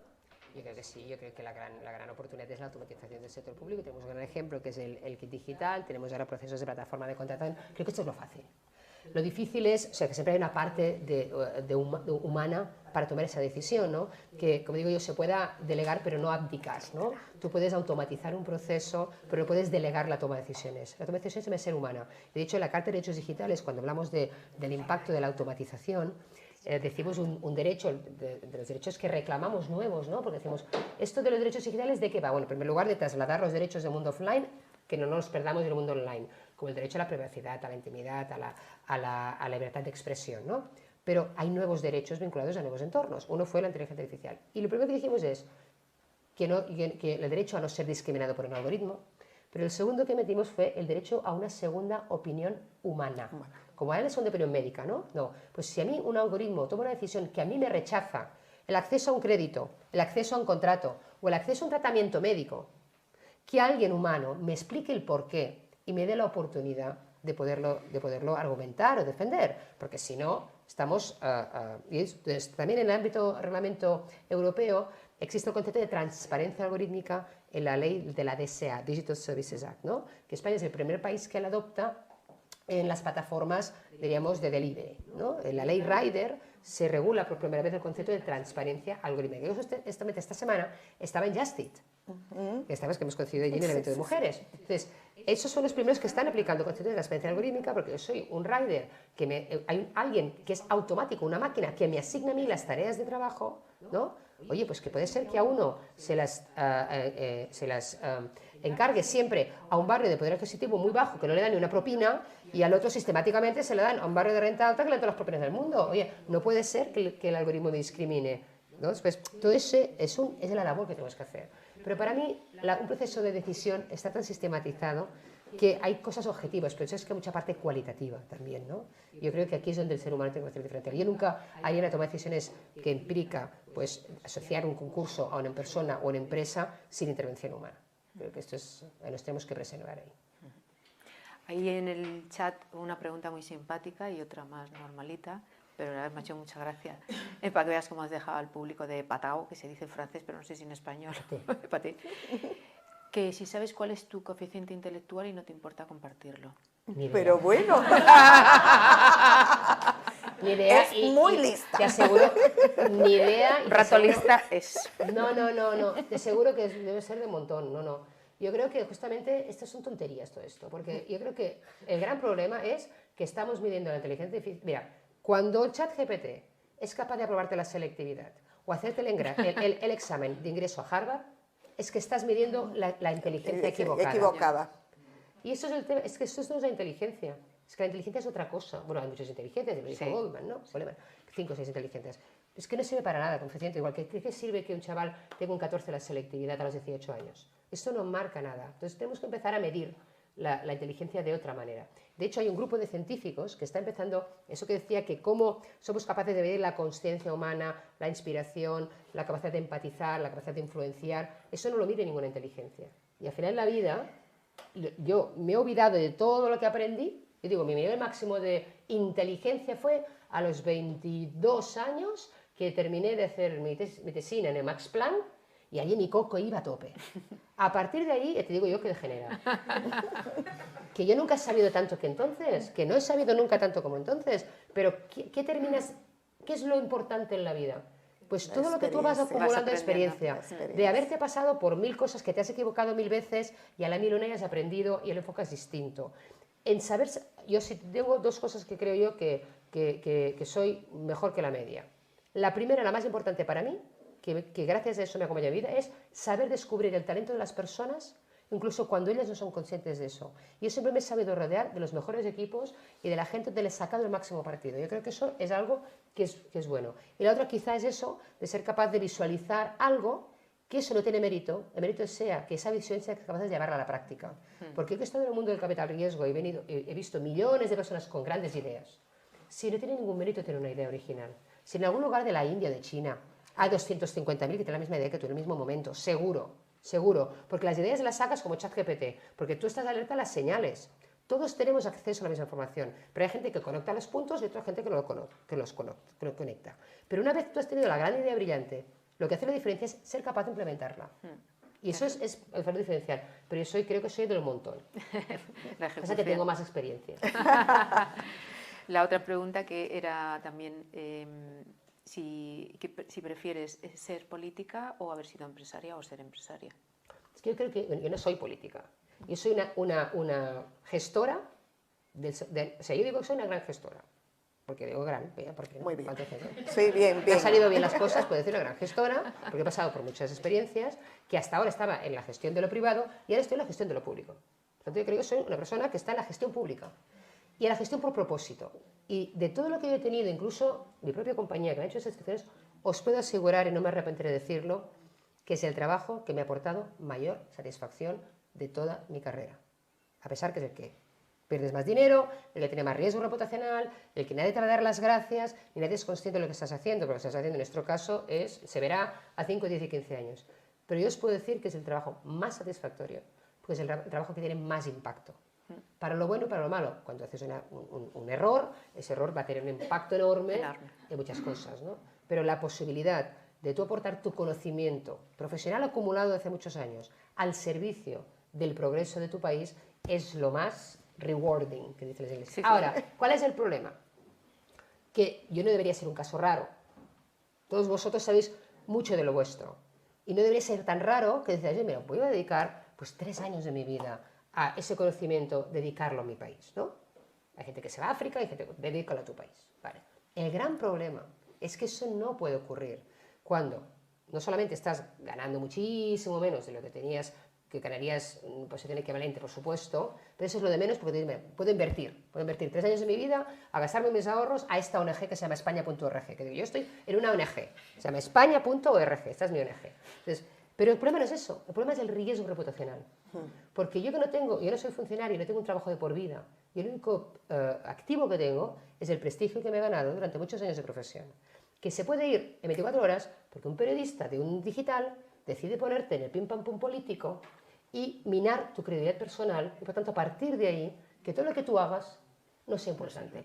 Y eso es lo que yo llevo peor. Y eso es lo que yo le veo peor, que al final, bueno, sobrevivir de un perfil técnico, ¿no? Pero yo creo que eso, tenemos que revisar eso, tenemos que reivindicar que no todo el mundo, o sea, aparte que la gente confunde el ejecutivo con el legislativo, la gente confunde el que está en el gobierno con el que está en el Parlamento y la bronca parlamentaria entre partidos, ¿no? O sea, tú estás en el gobierno y gobiernas para el que le ha votado y el que no. Está. Tú estás en un ejecutivo, y luego está el legislativo, que es el Parlamento, y están los partidos políticos, cada uno con su puesta en escena, y donde allí van a hacer el show, porque es un gran teatro. El gran teatro es el Parlamento, ¿no? Vale, pues ahí cada uno hace su papel, pero no tiene nada que ver con el que está tomando decisiones ejecutivas de utilizar los recursos públicos para cambios en el sector. Y creo que esto nos falta un poco más de madurez para distinguirlo, y yo creo que tenemos que reivindicar el prestigio de las personas que pueden, porque que haya más personas que pueden dedicar 3 o 4 años de su vida al servicio de algo tan bonito como ayudar a tu país, ¿no? Totalmente de acuerdo.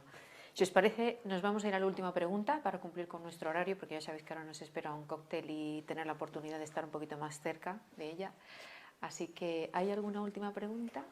Allí vemos a Aquí Sergio, Sergio. que está ahí levantando la mano. Sergio es alto. Ahí está.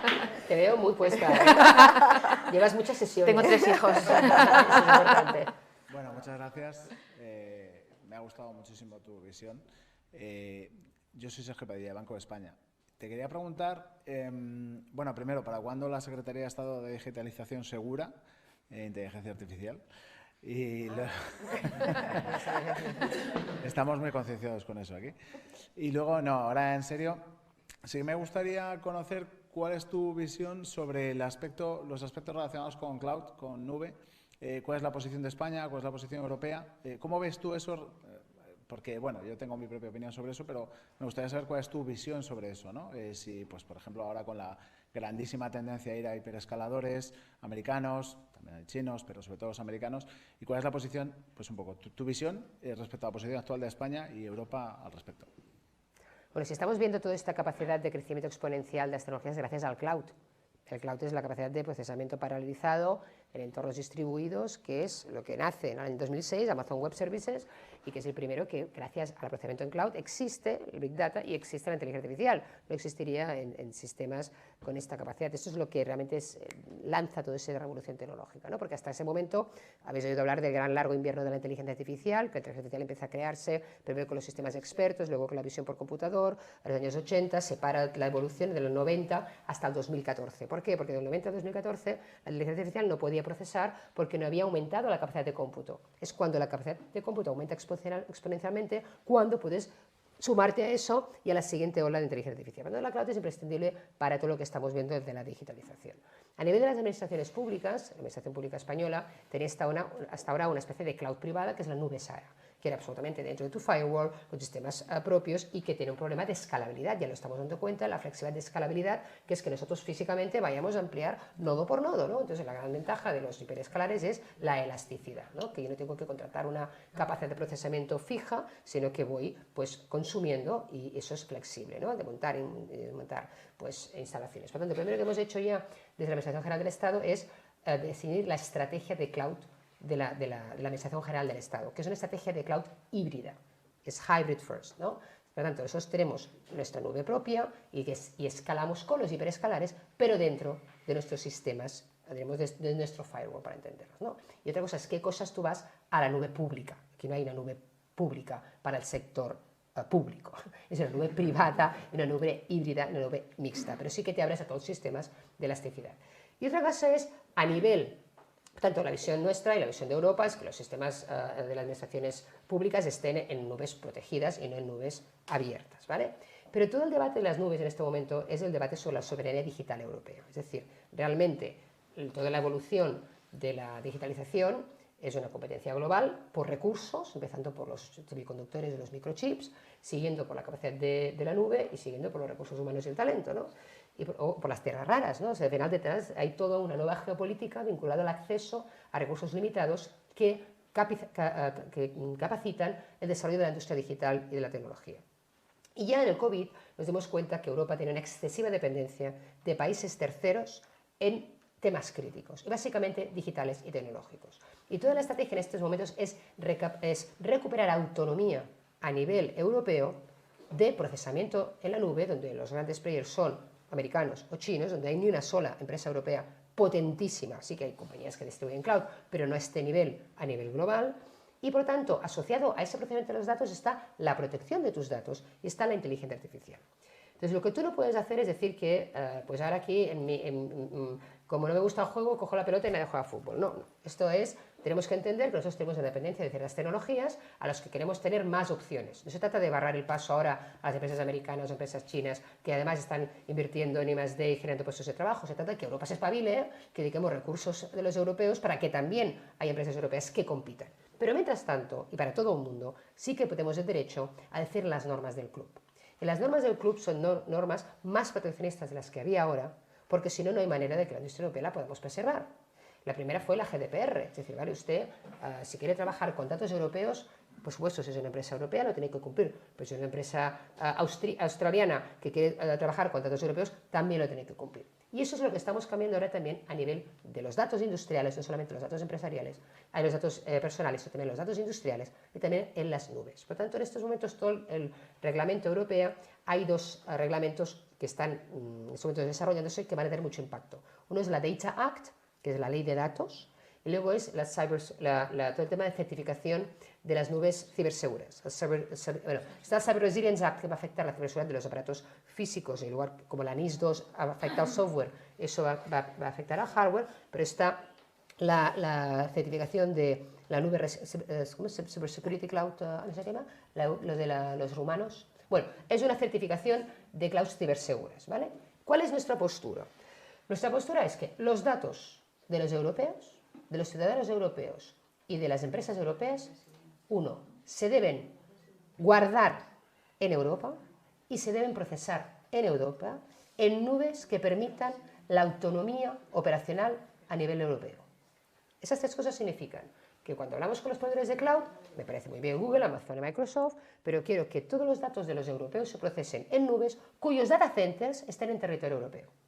¿Vale? Por eso todos los españoles han desarrollado sus nubes clouds en España, todos ya. Entre otras cosas porque España es el país de menor latencia entre Estados Unidos y Europa por sus 5 cables submarinos. Por lo tanto, esto nos hace un sitio muy estratégico a nivel de ubicar las clouds. Y luego porque nuestro consumo energético, nuestro precio de energía es menor que el resto de Europa. ¿Vale? Ahí son un tema importante de diferenciación. Segundo, que sus backups estén en Europa. Yo puedo aceptar que tienes una nube que se procesan los datos de los españoles y el backup en Alemania, pero quiero que el backup esté ni en China ni en Estados Unidos. Esto es la segunda norma y esto lo regula la Data Act. Pero después tenemos lo de la gran discusión ahora, es la del sello. Luego lo que son las nubes soberanas. Hay dos posturas. La más, diríamos, autárquica es la francesa, que dice yo solo voy a aceptar eso en nubes de empresas que tengan participación en el Estado francés o tenga participación en la empresa francesa. Nosotros decimos eso.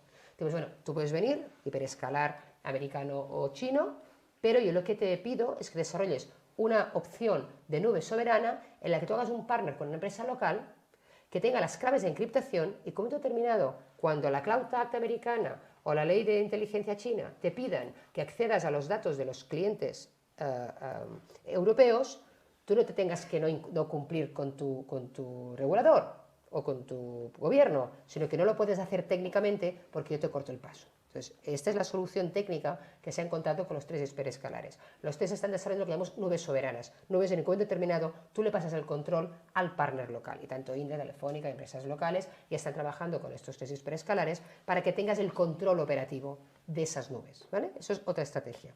Y luego está el famoso discusión en este momento a nivel legal, que es el sello de la ciberseguridad de las nubes, donde en este sello de ciberseguridad, aparte de los requisitos técnicos, les está pidiendo en el reglamento inmunidad legal ante la demanda de países terceros de acceder a esos datos. Entonces, ahí está generando muchísima discusión. Si tú tienes que demostrar que vas a ser inmune, es decir, ¿de qué me sirve darte un sello de ciberseguridad a Amazon si mañana el gobierno americano, a través de la Cloud Act, le puede decir quiero acceder a todos los datos de los europeos? ¿De qué me sirve la ciberseguridad? Si es que no es que hace falta que tenga un agujero vulnerabilidad, es que le abro la puerta. Entonces, no sirve para nada que te dé una certificación si tú dices, no, yo como empresa europea, aunque tenga la matriz en Estados Unidos, voy a protegerte de que no hay ningún país tercero, ¿vale?, que pueda acceder vía gubernamental a esos datos. Eso es lo que estamos intentando que garanticen.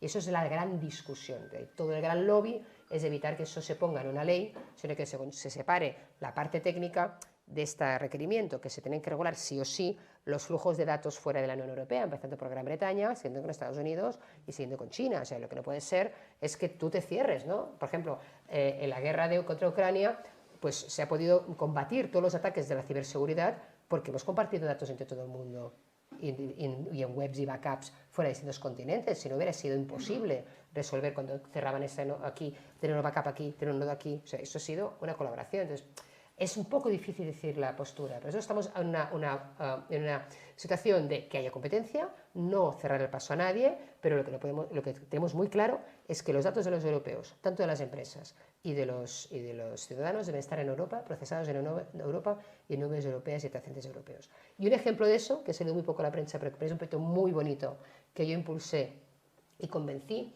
que fue un proyecto que el nombre en clave fue el proyecto Guernica. El proyecto Guernica, en el momento en que se devolvió el cuadro Guernica de Picasso del MoMA a España, ¿no? Que fue cuando dijo el MoMA, yo no lo voy a mover a España hasta que vuelva a haber democracia. Entonces ya cuando hubo la democracia reconstituyó, hubo ese viaje de Guernica, que está filmado, tan bonito, que llega a España. Bueno, pues ese proyecto Guernica, el proyecto que yo le pedí a Microsoft, de que devolviera a España todos los datos de los niños españoles a los que había accedido durante la pandemia, gracias a poder dar gratuitamente toda la formación online. Durante la pandemia, pues tanto Microsoft como Google dan gratuitamente a las escuelas las herramientas para que sigan la formación online. Y eso está muy bien. Pero digo, vale, muy bien, pues que tú en estos momentos, todos los datos de nuestros hijos están en servidores en Silicon Valley o en Seattle. O sea, que un niño de 10 años hoy que le han hecho bullying, cuando tenga 24 años y tenga un perfil de LinkedIn, le va a salir 2 estrellitas menos. Cuando tenía 10 años, había recibido bullying. Esto puede ocurrir. Si lo ponemos leyes, ya las hemos puesto, como la DSA, la DMA. Entonces lo que decimos es, vale, muy bien.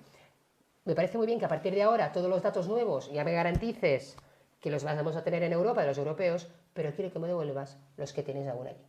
Todos esos backups. Y Microsoft se tomó lo cogieron como un tema emblemático, la vicepresidenta europea, y cuando vino Brad Smith aquí en Estados Unidos, se reunió con la vicepresidenta primera, hizo como entrega de ese proyecto, ¿no? ¿Sabéis en cuántos sitios, cuántas instancias distintas había datos de niños españoles en los distintos nodos de Microsoft?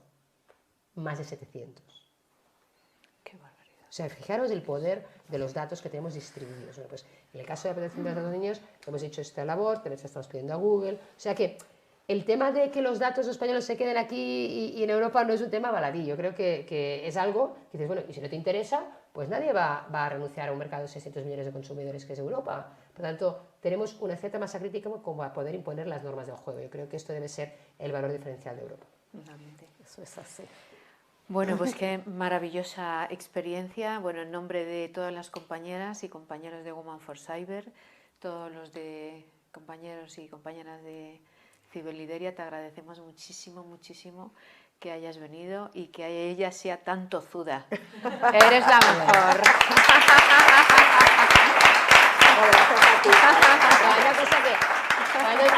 Una frase que todavía aprendí que me encanta, dice, quien no insiste es que desiste y en ese momento ya perdiste. Eso es así. Me encanta. La voy a poner. Gracias.